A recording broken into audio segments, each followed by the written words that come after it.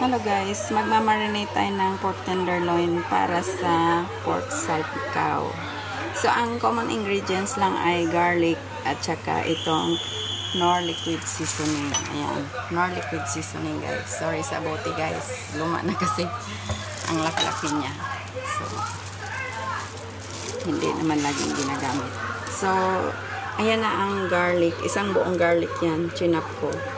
Tapos ito mga kalahating kilo na pork tenderloin. So, ilagay na natin ang 1/2 cup na Knorr liquid seasoning para sa 1/2 kilo na pork tenderloin. So, yan lang ang common ingredients guys. Pero dagdagan natin ng black ground pepper para medyo sumarap naman. Yan lang. Kasi ayaw nang maanghang. So, i-mix lang to siya guys. Tapos, iwanan mo lang siya sa ref hanggang sa gusto mo na siyang lutuin.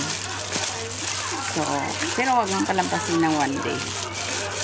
So, kung ayaw mo naman ng lutuin ng araw na to, so, ilagay mo siya sa freezer mamayang gabi. So, at least na-absorb na niya ang flavor ng Knorr liquid seasoning. So, kung gusto mo namang maanghang, may variation naman sila. Ayan. I'm not promoting the product pa, pero kung gusto mo lang ng maanghang, ito yung original. Ayan. Walang anghang yan. So, ayan. I-mix lang natin to. Tapos, pabayaan ko siya ng 1 hour. Mamaya, lulutuin ko yan siya. So, that's it guys. Thank you so much for watching.